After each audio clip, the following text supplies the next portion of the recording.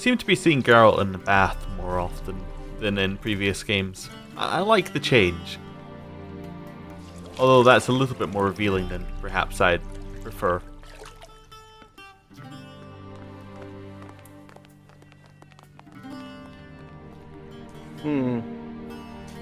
It must suffice. Okay, can you give me a haircut? If I'm clean. The gentleman will refer to His Imperial Majesty by his full title or not at all. The gentleman will be seated on the bergère. The what now? In that chair. Alright. Cletwin, please shave the gentleman's sideburns to half an inch. Not gonna give me a haircut.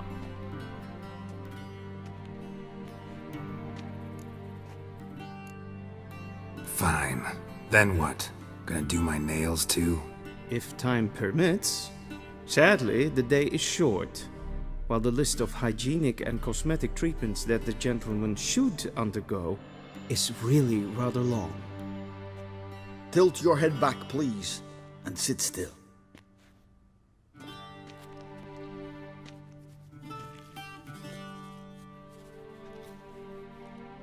How goes it? Preparations for the audience proceeding as planned. Yes, General. The gentleman will be more or less presentable. Who's this guy? He a barber too? No. Morvran Voris, commander of the Alba division. Yennefer's escort. They were my men. All of them. They weren't very good. Were. For none have returned to Vizima, have they? I truly wonder what happened on the road yesterday. Perhaps you could enlighten me. You have time. And a razor to your throat. Well, I don't think that we've got any reason to lie to him. It's just which tack do we take? Do we go wild hunt, or do we say they died in battle? Let's just say they died in battle. That's kind of... It's pretty much correct. It's a bit sharp, doesn't really give him full information. We're just being a little bit rude, really. I think that's kind of where we're going to try and take this. Your men died in battle, as soldiers tend to. I see their fate does not trouble you overly. True. Nope. But I'm guessing the fate of those whose country they invaded didn't overly trouble them. Nordlings. We can bathe you, shave you, and clothe you, but teaching you manners, that will be a challenge. Nice meeting you too. Done. Shall I shave him once more, against the grain? No. He himself is very much against the grain. That's enough. Farewell, Witcher. Or rather, see you soon. Good. Now the gentleman may dress. Well, I thought I'd just go and see him like this, to be honest. Bit of a power play.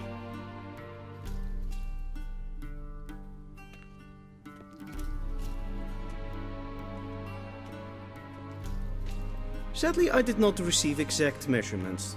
If the garments chafe, our tailor will adjust them.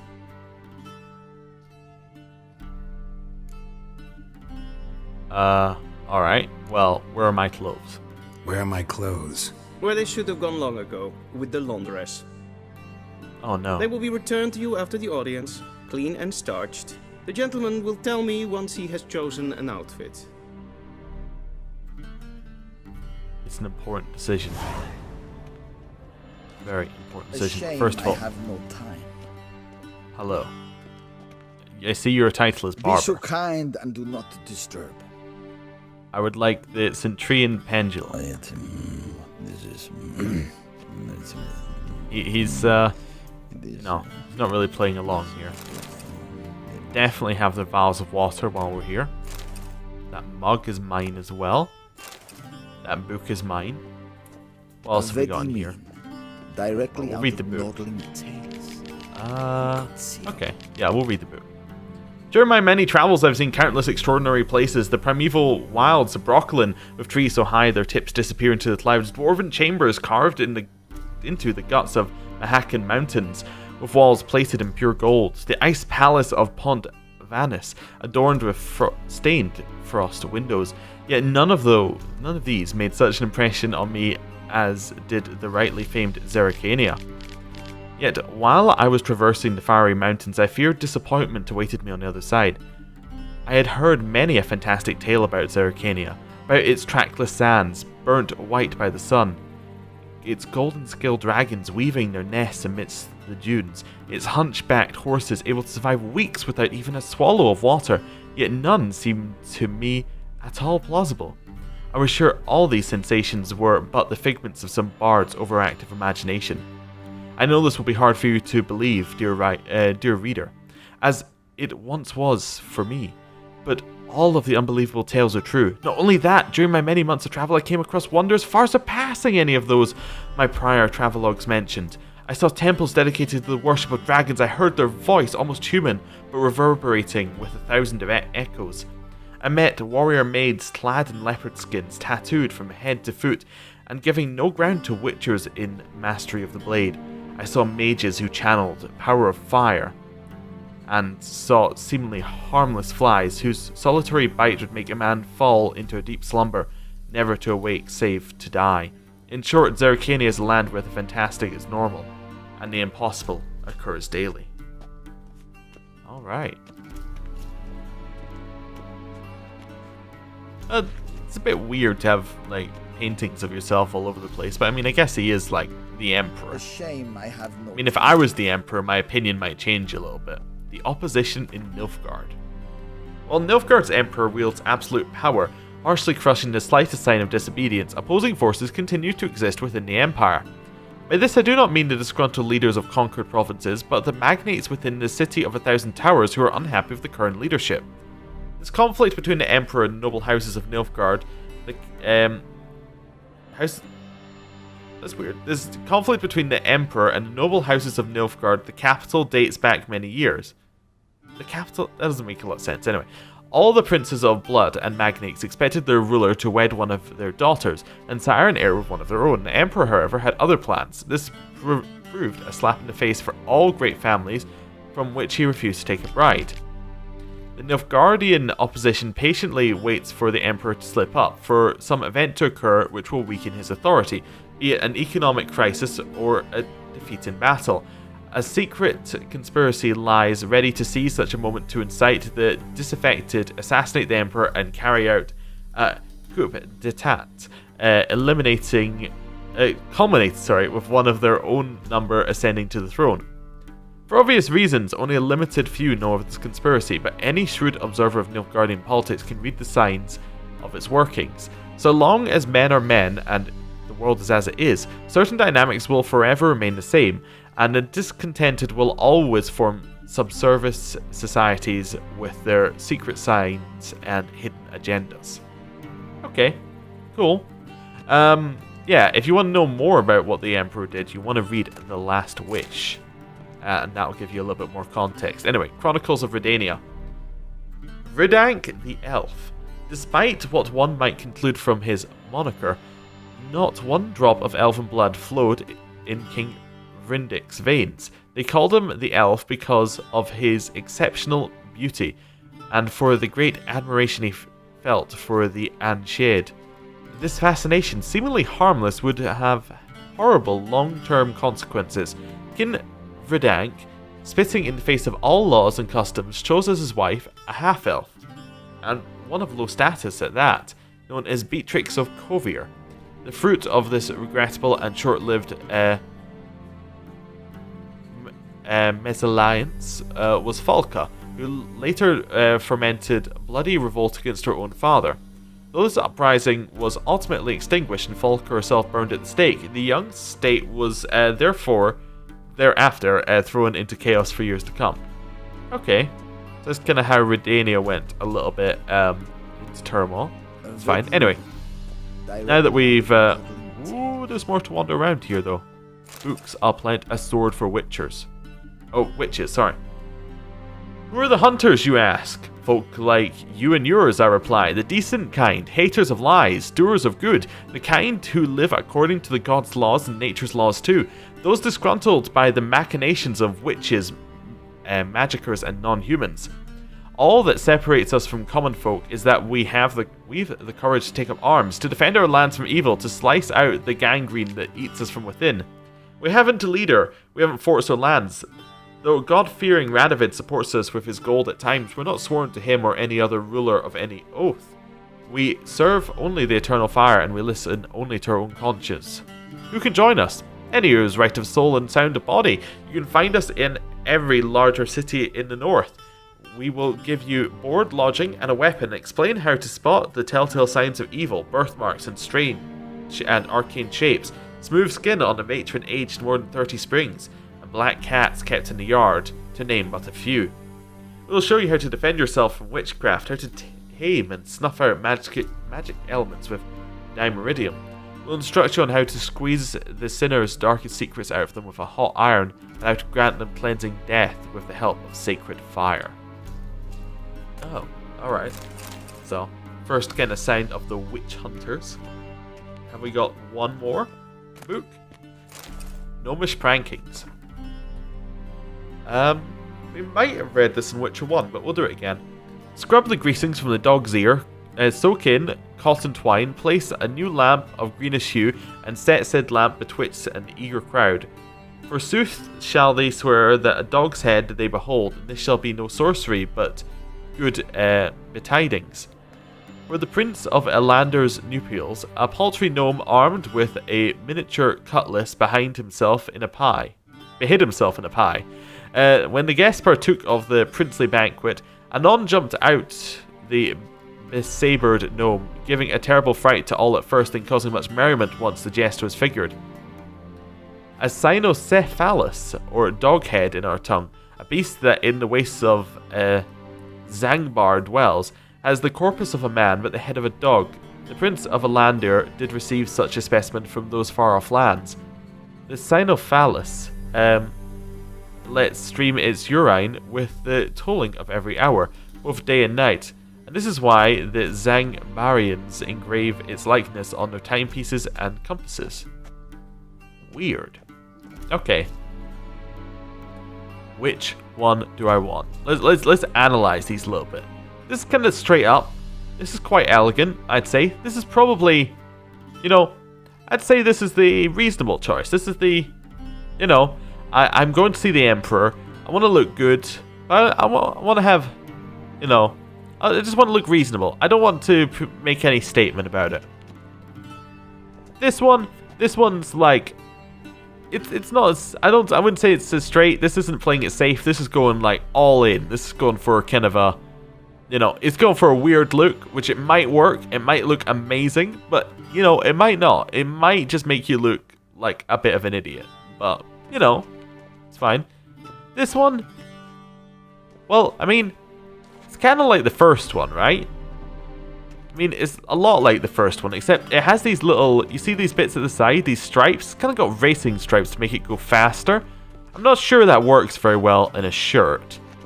Well, we're going to go for the bold choice, obviously. And we're going to see how that looks. Let's have a look at that. Oh, yeah. Yeah, that looks awful and therefore is perfect. I kind of like it. It does. It looks awful. I do want to grab the rest because it will let us. So let's have a look here. Let's have a look. So this one looks awful. Absolutely awful. What have we got here? That one, yeah. I think I'm with it. And that one's playing it safe. And then we have this one, which has racing stripes. I do kind of like it, but this one's just so awful. I think it's worth going with. Just for this one. I think this is the right occasion to look awful. Anyway. Hello. A touch tight in the waist, but it will do. Does the outfit satisfy the gentleman? Definitely. A studded doublet and a sword on my back, that's what would satisfy me. But tough, when in Nilfgaard. Yes? It's a saying. So what now? Powder my nose? No need. The gentleman's complexion is light enough. The gentleman is to stand before the ruler of the North and South. I must confirm that he knows how to bow. Yeah. Let's just say that we know how to bow. I'm not some boor. I know how to bow. Please, demonstrate. That, sir, is how you might bow to a whore on a street corner, not to the Emperor of Nilfgaard. Please watch. Leg extended, hand flat, head down, chin to chest. The gentleman will rehearse. No. I will not rehearse. Gotta be kidding. Not at all. I am mortally serious. Does the gentleman know the penalty for breaches of etiquette in the Emperor's presence? 200 lashes. I do not wish that upon him, so I will not let him leave until I am confident that he knows how to behave. Wow. I actually wasn't listening, but I think it... I'm actually doing it right now. If I had a camera on, this would be a lot easier to show you. But it's like... I think it was left arm. I'm just kind of mentally doing it. Yeah, so it's right... It must be the right leg forward, left hand on... No, it's right hand on chest. Because his left arm goes up. So I think that's it. Lacking fluidity and grace. But we've learned to expect less of Nordlings. Come with me. Aha! Got it right. The gentleman will address the Emperor only when asked to, and using the appropriate title. Your Arch-Magnificency? I see the gentleman is in the mood for jests. I fear the Emperor might not share his disposition. Your Majesty will suffice. Spoken loudly, clearly, and with respect. Oh, I remember last time we were here. We got a serious amount of dice poker done. But anyway. Yes. Yes, treat him with respect, all of that. Keep going.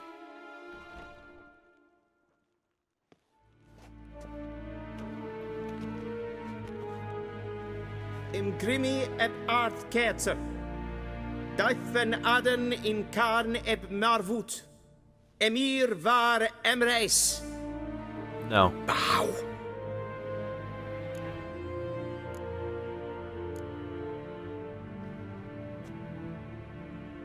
Your Imperial Majesty. Arer eb the orde. Weljen namen wat gern favort.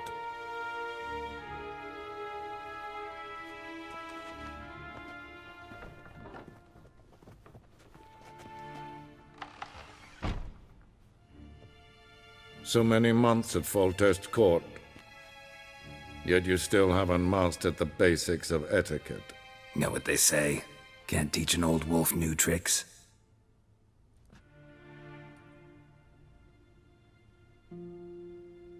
Take it you didn't summon me to reminisce about the good old days, so... Silence. My daughter Cirilla, she's returned. And she's in danger. The Wild Hunt pursues her. You will find her and bring her to me. Oh. And how do you know this? Are you sure? Ciri left. Went far, far away. Do you believe I'd drag you here in the middle of a war to discuss a rumor? I think anyone can be wrong, even an emperor. I had forgotten how insolent you can be. I haven't the time to convince you, nor the desire, in fact. Yennefer will do that after the audience. Okay. So, why did you come to me? How many men in your army? 20,000? 30? So why me? You know why. Because she trusts you. She trusts me, yes. So tell me why you're looking for her. Doubt it's about making up for all those lost years. For reasons of state, as always. Enough of this banter. You will agree regardless. If for no other reason than because I shall pay you. More than you customarily receive for a contract. Considerably more. So, let's just make it clear why we're doing this. Save your generosity for those whose homes your armies have razed. I'll do it for Ciri, not for your gold. Your motives do not interest me. Only results. Yennefer will tell you the rest. This audience is finished. Merid! Take him to the sorceress.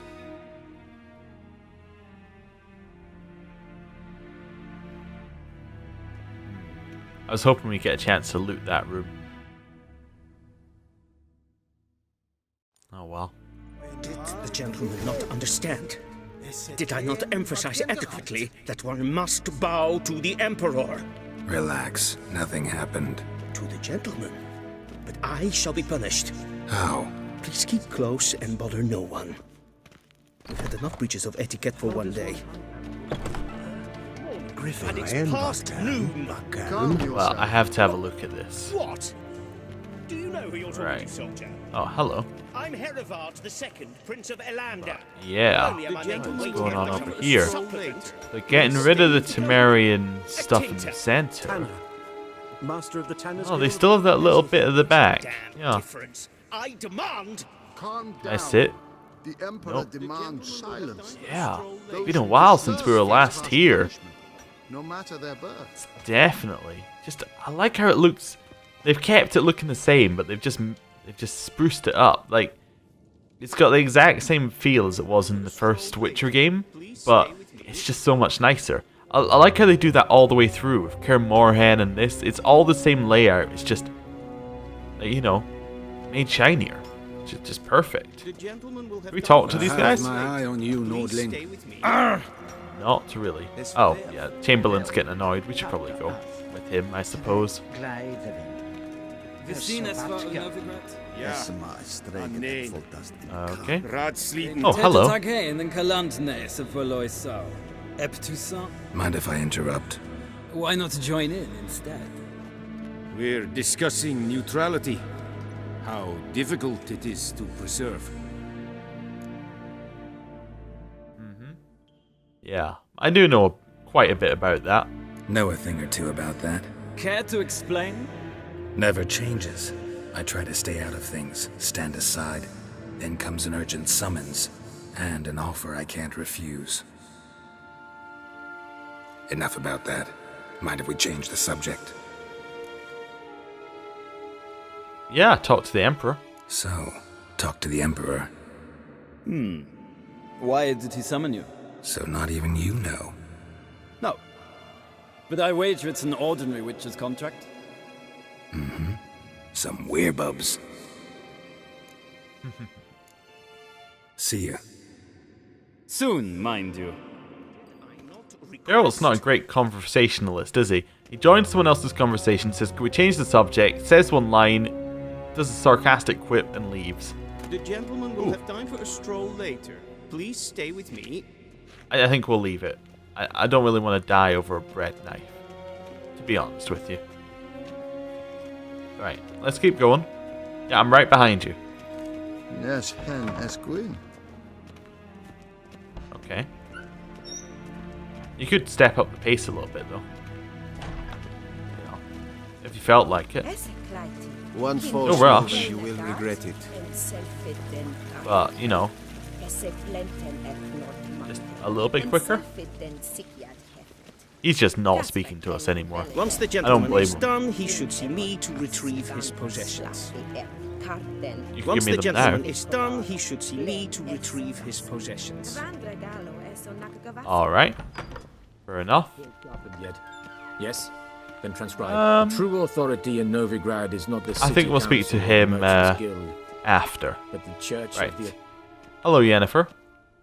Geralt, that tunic, you look positively smashing. Dying to take it off. I'd consider that a proposition under different circumstances. One I might even take you up on. But we've matters to attend to. Now do you understand why I'm at Emir's court? And seems we're in the same boat now. Ciri, she's really back? No chance he's mistaken? Look, that's more or less what she looks like now. Or so our agents claim. Our little witch has grown into a young lady.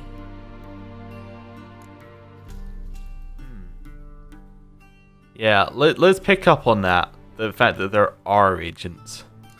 So they're our agents now? My, you've clearly settled in quick. Geralt, don't twist my words. I know who Emir is. He started this war and its bloodshed. He had my friends killed. But I haven't any other choice. So please, let's not belabor the pros and cons and instead focus on finding Ciri. All right? Right. Emir said the Wild Hunt's after her. I'd find that hard to believe before what happened yesterday. How did they track us down? Because of me. You see, I've spent months searching for Ciri, using locating spells, haruspicy, geomancy, anything, really. I knew the Wild Hunt might sense it, perhaps even find me, but I thought I'd tricked them. Well, guess you were wrong. I've sensed them on my trail, hunting me, for some time. If not for you and Emir's soldiers, they'd have gotten what they were after. I can't risk another encounter like that. It's time to put away the magic, turn to more traditional methods. To the best tracker I know. You must find her, Geralt, before the Wild Hunt does. Okay, so what do they want from Ciri? The Wild Hunt? What could it want from Ciri? I've no clue, Geralt. Might have written them to ask, but I don't have their address. I know as much as you do. It must be about her blood. Her gift. As for what the Hunt wishes to do with that gift, I prefer not to think about it, really. Okay, so where has she been seen? So where's Ciri been seen, exactly? In 2 places. Velen and Novigrad. The trail in Velen is most promising. You should make that your first stop. Ask for a merchant named Hendrik at the inn at the crossroads. One of the Emperor's agents. He should get in touch with you. That's it? No passwords? Secret handshakes? None. Sorry to spoil your fun. Your boyhood fantasies about the crafts of the trade. All we have in Novigrad are unconfirmed reports, rumors. But there you will have the help of our mutual acquaintance. Triss Merigold. Apparently she's got a cozy flat on the main square. Sure she'll be delighted to see me. What about you? What will you do? I shall sail for Skellige. There was a magic explosion there recently, blew half a forest down. I believe this had something to do with Ciri. I'll be in Caer Trold. Join me there once you've learned something. Okay, so why, if you've been searching all this time, did you not just send us something? A little something to let us know?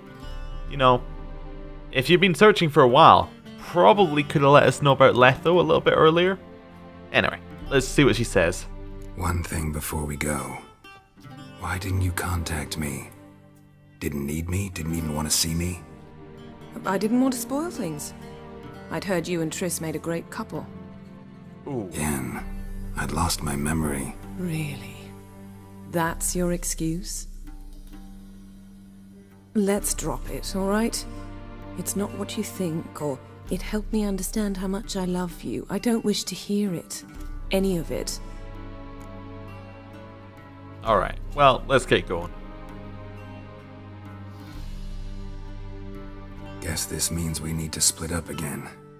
Not my preference, but I understand. Clock's ticking. It is indeed. So why don't I teleport you to Velen, get you there at once? Not gonna happen. I'll go on horseback, as soon as I can get changed. Have it your way? Oh, and you really look quite dashing in black velvet. Think so? Maybe I can have some of my armor lined with it. Good luck, Yen. Same to you. And if you wish to learn what's happened in the world while you and Vesemir roamed the wilderness, talk to Ambassador Vaatra. That's him over there. And Geralt, I know it's wartime, but try not to be a hero, all right? Just check those leads and come back to me, in one piece. I shall be waiting. Okay. So, she's a little mad, but not totally mad at us. I guess that's good. Oh! Yeah. That's fairly impressive. Right. She who knows. Folk say they were four at first. The mother, she who knows, the Lady of the Wood, came here from a faraway land, and since she suffered terribly from loneliness, she made 3 daughters out of dirt and water. A long time ago, the mother was the sole ruler of Oliveville, and her daughters brought her the people's requests and served as her voice. Each spring, sacrifices of grain, animals, and men were made to the Lady of the Wood on her special night. Yet as the years passed, the Lady of the Wood slipped deeper and deeper into madness. Her madness eventually spread over the land. Men took to abandoning their homes and settling out into the bog, where they became food for beasts. Before long, Velen was drowning in blood. The daughters saw the land nearing desperation and took it upon themselves to save it. When spring came once more, and with it the night of sacrifices, they killed their mother and buried her in the bog. Her blood watered the oak atop Ard Serban, and from then on the tree grew wholesome and hearty fruit for the people. As for the lady's immortal soul, it refused to leave its beloved land, so the sisters imprisoned it. To this day it lies trapped beneath the whispering hillock, where it thrashes about in powerless rage. Interesting. Need to keep an eye out for that when we go to Velen. Royal lineages of the North. So, Cirilla Fiona Ellen Rhiannon, born 1251, heiress to the throne of Sintra, Princess of Bruges and Duchess of Sodden, heiress to Innis Ard Skellig and Innis Anskellig, and suzerain of Atra and Ab Yara, daughter of Pavetta, see Pavetta Fiona Ellen, and the urchin of Erlenwald, see Emmer var Emrys. Now, that's the full story behind the behind. I forgot exactly where I was going. Behind where why Emir did not marry into the Nilfgaardian noble houses. There's a little bit more in Last Wish to go along with that. Anyway, granddaughter to the famous Lioness of Sintra, Queen Calathane. See Calathane Fiona Rhiannon. A shipwreck occurred during a journey from Sintra to Skellige, which took the lives of Urchin and Pavetta. Took the lives of. Anyway, you can see where that's going. Cirilla's Cirilla's further upbringing was then entrusted to her grandmother. In 1260, afraid of the looming Nilfgaardian threat, Queen Calathane sent Cirilla to the court of King Urville, see Urville of Verdun, where the heiress of Sintra was to marry the heir to the throne of Verdun, Prince Christian. Christrin. See Christian of Verdun. Though allying with Verdun and gaining the aid of that realm's army was at the time Calathane's top priority, no marriage ever occurred, so Cirilla returned to her grandmother's court. In 1262, the so-called Sintra massacre. During the so-called Sintra massacre, Cirilla went missing. Okay. Yeah, all of that is in the Last Wish book, I think. Wild Hunt. We've read this many a time. From farmers and herdsmen, milkmaids to midwives, all the common folk of the continent whisper, sharing tales of a wraithly procession pounding across the sky. The Wild Hunt, they call it. Winds and gales, storms and blizzards arise when it is sighted, and all grows cold, though the sun shone brighter moments before. Some remember only the cold from the shock of the encounter, and claim the riders come always in winter. But nay, this is not so. The hunt brings its own ice. Death and war gallop in its wake, or so the superstition goes. Yet evil enough is the hunt itself. It takes folk captive, youths most often, in the prime of their wilding years. With 10 to 20 summers behind them, the hunt rushes in and they disappear, only to return long years later with no memory of what passed in the time between. Similar to Geralt in that respect. Sword for witches we've already read. Rusty bread knife we haven't got. Put out of the lamp, I assume that Yennefer's not coming back for a while. Letter to Yennefer. Yennefer, my dear friend, thank you for your letter. Forgive me for not answering your earlier attempts to reach me via Megascope. I'm trying to limit my magic communication to the absolute minimum. One never knows who's listening, don't you agree? I'm delighted you have found a position at our gracious Emperor's court and wish you the best of luck in search for his daughter. It is good to know that Emir's intentions for her become more, how shall I put it, mundane. Perhaps in these circumstances an agreement regarding the lodge will prove possible after all. In response to your first question, I can state beyond all doubt that Ciri has not appeared anywhere in the south of the Yaruga. Believe me, I could recognize her magic signature in my sleep. I have not had any contact with Triss for a long time. I only know that things in Novigrad have taken an ill turn. She mentioned something earlier about fleeing to Kovir, but I'm afraid that in the current political climate that amounts to an impossible daydream. I hope I'll be able to join you in Vizima. First, however, I must take care of some unfortunate yet urgent matters in Mutlair. With my fondest regards, Fringilla Vigo. Thank you for the news about Geralt. He always seems to land on his feet, doesn't he? Well, at least somebody's happy that we're still alive, I guess. Yup, that's Ciri. Nicely. Okay, what's we got here? Some more papers. Yeah, well, we can see the scar again. What have we got over here? Collected verse of Gonzalo de Versio. Love. To love is to build a house of cards, or to play a game of chess. But one wrong word or one ill-thought move, and you must start it all afresh. Tide.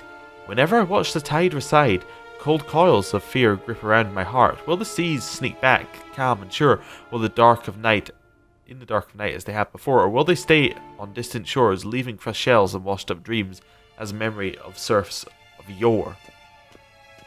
Alright. More apple juice, need that. The last wish. I was mentioning it. Human life requires three things for its sustenance: food, drink, and gossip. It's thus no wonder that no matter where I travel, be it icebound Provis or the evergreen Tucson, everyone asks me about the passions that bind Geralt and sorceress Yennefer of Venderberg. As a man both cautious and discreet, I refuse to betray their secrets. With one important exception, the history of their first encounter was so extraordinary, so romantic and moving, that it would be a veritable crime to hide its light beneath a bushel basket. Indeed, had I not witnessed these events in person, I would never believe there was room in our grim and dark world for such fantastic marvels. It all began when Geralt and I were feeling a bit peckish and unburdened by heavy coin pouches, decided to fish our supper out of a lake. No bites were to be had, but we did not leave empty-handed. My hook snagged quite a lovely pot. Oblivious to my friend's warnings, I opened it, and in doing so freed a powerful genie. Without giving it so much of a thought, it's probably gin, isn't it? Yeah. Without giving it so much of a thought, I set about proclaiming my wishes. Before I could get to 3, however, the djinn, irritated, I see now in hindsight, at being issued demands so soon after waking, began to throttle me. Geralt was able to drive him off, but I was left in a sorry state. I acted, the Witcher told me later, as though under the influence of some curse. Clearly, the help of an expert in magic arcana would be needed. It was our good fortune that Yennefer of Venderberg happened to be staying in a nearby village. Geralt went to ask her that she heal his best friend, who happened to also be the brightest star in the Norse poetic firmament. Yennefer, however, was more interested in the djinn, which she wanted to trap into magic servitude, than its victim. It should be said, and it should be said, played the Witcher like a well-strung mandolin. Yet rather than grow angry at being used in such a calculating manner, he fell white head over muddy boots in love with her. What happened then? Well, I won't go into details. Suffice to say that Yennefer's plans hardly delighted the djinn, and without the cooperation she proved unable to tame it. The sorcerer would surely have met a tragic end and taken all of the Rhine along with her, and Geralt not rushed to her rescue. Once he did not need to draw either of his blades to send the djinn packing. He had but to pronounce a third and final wish. He could have asked for anything, wealth, fame, power, but instead he asked the djinn to bind his faith to that of the arrogant yet intriguing sorceress from Venderberg. Julian Alfred Pancratz, Viscount of Lettenhove, born 1232, award-winning poet, playwright, and troubadour, frequent performer at the courts of Nedamar, Vizima, Venslav, and many other nobles and notables. Alumnus of Oxenford Academy, otherwise known as Dandelion. Well, there we go. Oh, Dimeridium ore. Nice. And another sword for witches. It really wants us to know about the witch hunters. All of that is the bloop. The bloop is too much. Way too much. Have that. Have that. Have that. Nice. Hello. Yes, you. I want to speak to you. Ambassador Varatra, Yennefer suggested I ask you about current events, the war and so on. Of course. The Emperor's servants should keep no secrets from each other. If you will, let us approach the map. Okay. Yeah. So Foltest is dead. That's fair enough. So let's start with how the war is going. How's the war going? I mean, apart from the fact that Nilfgaard's triumph is imminent. I assume this to be a private conversation. We've no witnesses, so let's dispense with the propaganda, even that shrouded in irony. Our offensive was going splendidly until winter came. Edirn was in such disarray that we encountered no resistance. We had reached the Pontar before the first snows. Only a weakened Kedwen remained, and Radovid's Redania, which had ignored the rest of the North's pleas for help. We thought they'd sue for peace, perhaps even submit to vassalization. We waited for spring, certain of victory. Radovid? Submit? Yes, a vain hope, I agree. Radovid sent no peace envoys, nor did he advance on our positions. Instead, he trudged over the snow-bound Kestrel Mountains and attacked Kedwen, his ally. Took the Kedweni completely by surprise. King Henselt fought on the front line as always, and that is where he died. His soldiers lost the will to fight. They joined Radovid's ranks. And so by spring, instead of 2 weak enemies, we had only one powerful one. Aha. What about Kovir? What about Kovir? Kovir values its neutrality, enough not to lend its armies, or more importantly, even its coin to either side. Returning to the war, this spring there was a massive battle in the marshes of Velen. Massive, yet indecisive. Both sides suffered enormous losses, unprecedented even. Radovid has retreated across the Pontar. He's safe for now, until reinforcements arrive from the south. Then Emperor Emir var Emrys will deal with him once and for all. Couldn't you just go home? Save everyone a lot of marching, not to mention a few human lives. I'm afraid the stakes are too high to fold now. We can only go all in. Okay. It was interesting that it mentioned Kovir there, because as we of course know, Sheila de Tanseville, who we, I'm not going to say we killed her. We didn't not kill her. I think that's a good way of putting it. In the previous game, she was the, basically the mage in the court of Kovir. So if she had fled, chances are she would have fled to Kovir.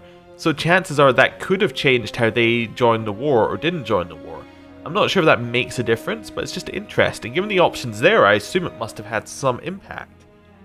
Not that it did in ours, because, well, in ours it had the impact of not helping either side. What's the situation in Velen? Let's try and find out what the situation is in the places we're going. How do things look in Velen? As bad as ever, perhaps worse. This land never flowed with milk and honey, and now it flows with blood. Armies have swept through it several times, trampling fields, looting granaries, burning villages. Famine grips the populace. So how's ruling that earthly paradise going for you? Not well, to be honest. Our forces are spread thin as it is, and Velen is chiefly swampy forests that are difficult to control. We've had several patrols never return to their camps. Thus, we've temporarily delegated authority in this region to a certain Nordling, a former low-ranking officer in the Temerian army, one Philip Strenger, better known by his nom de guerre, the Bloody Baron. I advise you well. Avoid him. Okay. What about Novigrad, which should be neutral? Any news from Novigrad? Is the free city still free? Yes, although everyone knows this won't last. Radovid is in Oxenford, and the Emperor is here in Vizima, at Novigrad's doorstep, both. And both require coin and ships. Novigrad can provide these. Which is why the mood in the city is rather, well, on edge. Meaning? How do men deal with fear? They seek reassurance and scapegoats. The Church of the Eternal Fire understands this perfectly, and so it promises to improve the lives of its flock by pointing out the guilty. Who started the war?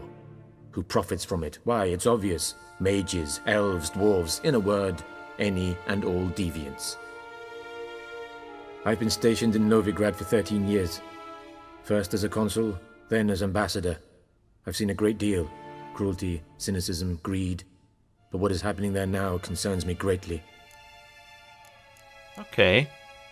So although he is a Nilfgaardian, he's probably is a bit more of a northern perspective than we'd expect from most other Nilfgaardians, which I guess is why he's speaking to us candidly, from being in Novigrad for so long. Anyway, Skellige? What's new in Skellige? Nothing. The islanders pride themselves on that, don't they?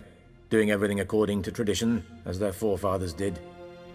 And like their forefathers, they quarrel with each other, pillage, occasionally attack our transports. This is cumbersome, but nothing more. Skellige has always been a footnote to history, and so it shall remain. Sound awfully confident. What if King Bran manages to unite the Jarls? Lead all the clans against your fleet? King Bran is a feeble old man. From what I know, he barely remembers the names of his own vassals. Uniting all might prove difficult. Okay, thanks for your help. Thanks for your help. Think nothing of it. May the great sun light your path. Interesting. Oh, we're back in this room. Yeah, I want to head out this way.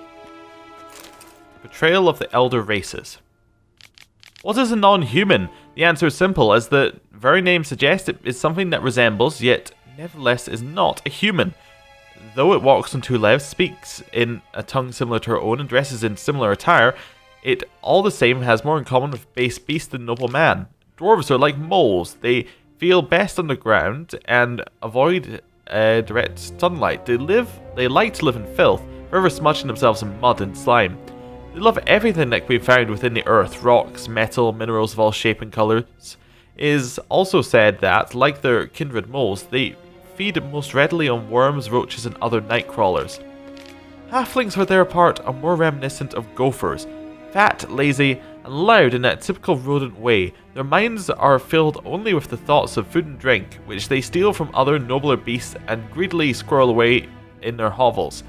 They are marked by a cruel craftiness. You could be dying of hunger and they would not share a meal with you. You could be howling from poverty and they would be swimming in gold, and yet they would still fleece you to the last crown.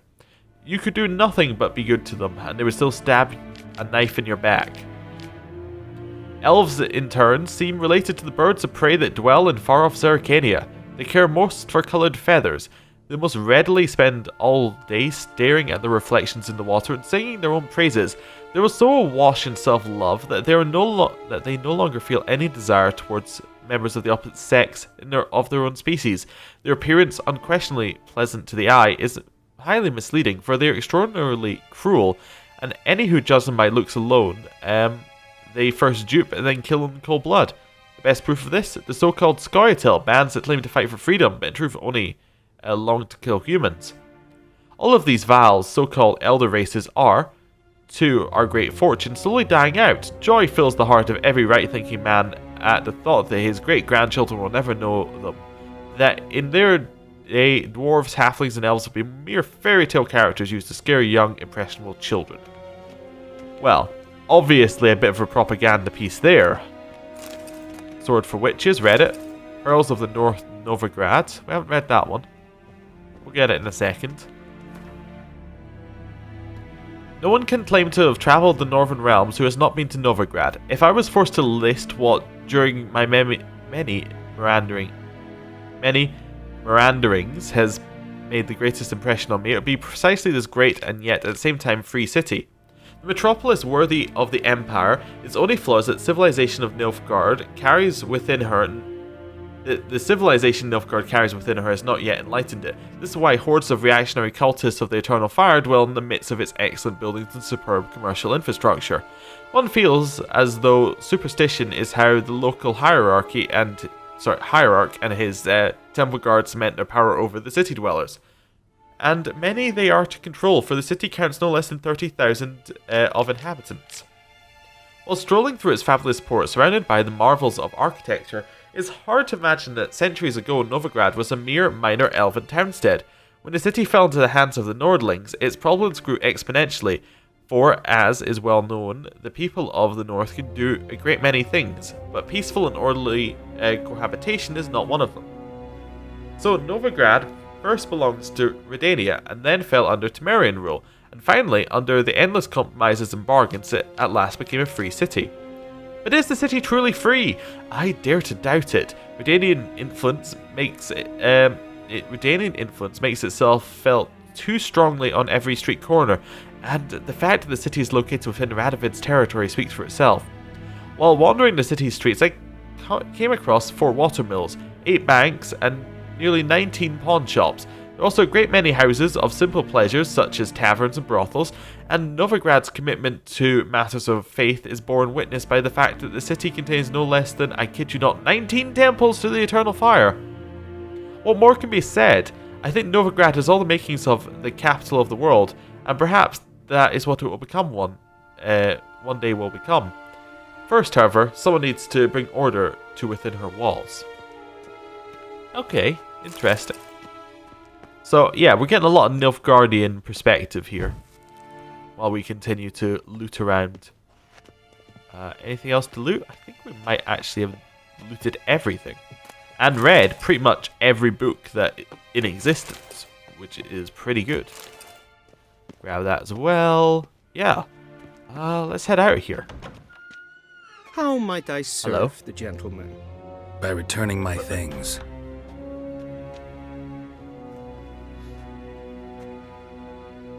Citrus and cloves.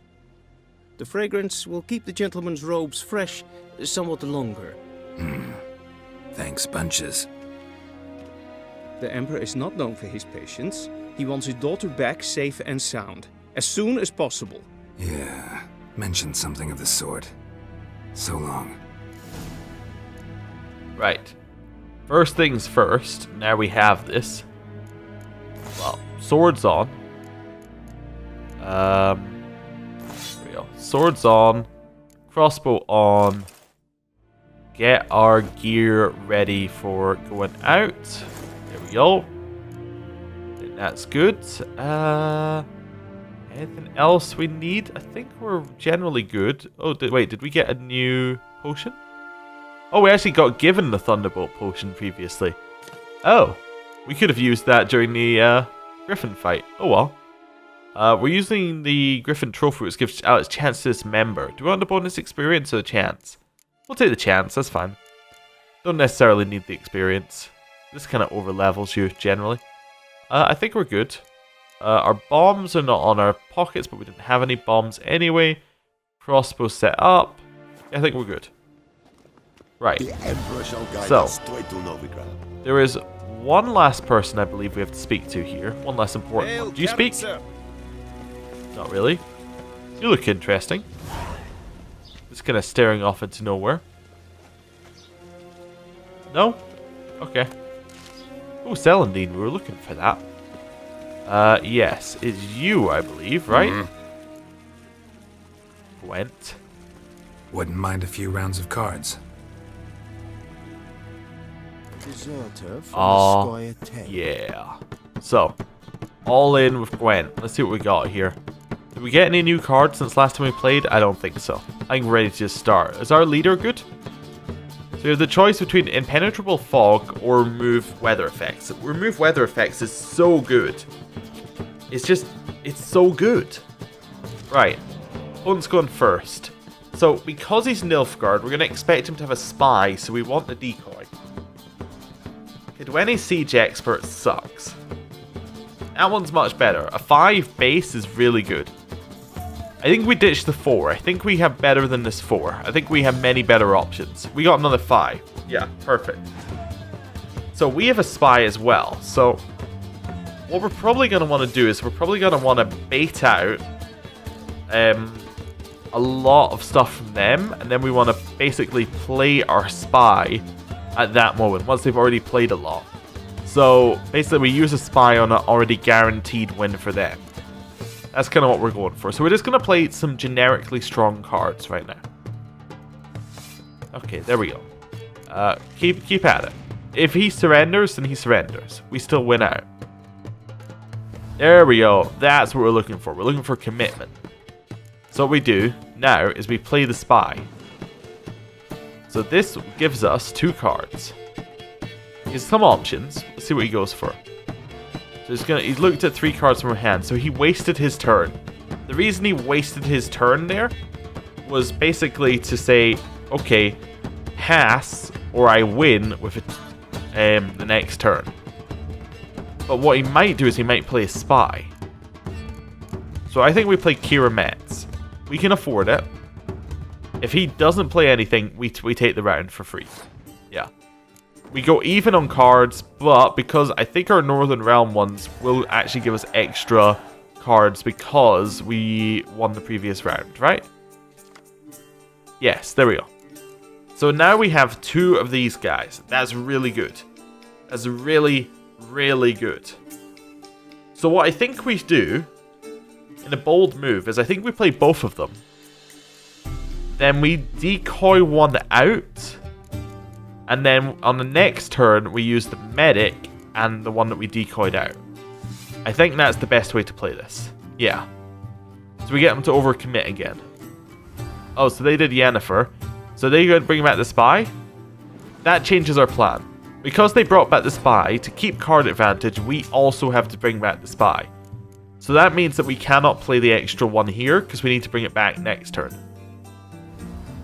Okay, Cohorn for another res. That's a lot of commitment on their side. I'm going to give them the spy. This is pretty much a win for them anyway. Okay, we're good.